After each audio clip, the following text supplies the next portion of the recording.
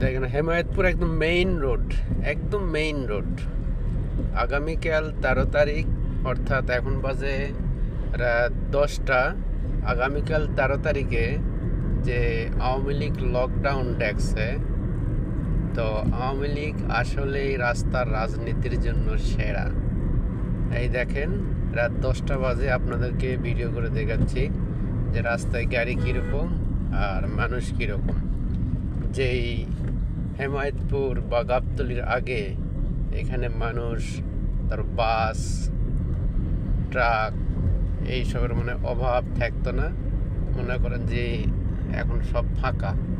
তা আমি যে প্রাইভেটকে নিয়ে এক জায়গায় গেছিলাম, আসতেছি, আমার গাড়িতে কিছু হইলে মানুষ পাওয়া যাবে না একটু সাহায্য করার জন্য। এই দেখেন দুই একটা গাড়ি, আর যেখানে যানজট লাগে থাকতো। এরপর আমি গাবতলীও দেখাচ্ছি আপনাদেরকে, গাবতলী দেখাবো আবার। হেমায়েতপুর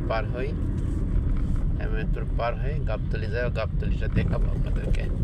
তো সবাই ভালো থাকেন এবং ভিডিওটা ভালো লাগলে লাইক কমেন্ট শেয়ার করবেন। আর গাবতলী গিয়ে গাবতলীটা দেখাচ্ছি আবার।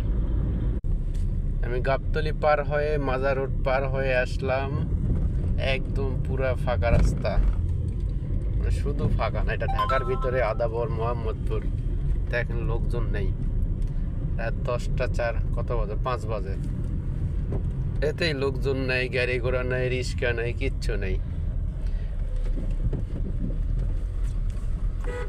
আগামীকাল লকডাউন, আওয়ামী লীগের লকডাউন সবাই পালন করতেছে নীরবতা দিয়ে।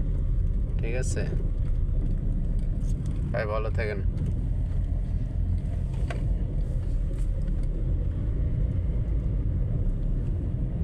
দোকানপাট সব বন্ধ রাত 10টার সময়। দেখেন দেখা যায়, এটা হচ্ছে মোহাম্মদপুর গৈদার টেক আদাবর,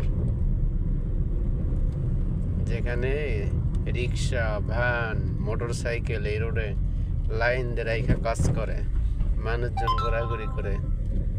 কোনো পোলাপানো নাই, 2-1জন আছে হাতে গোনা, যেগুলো খুবই রিয়ার।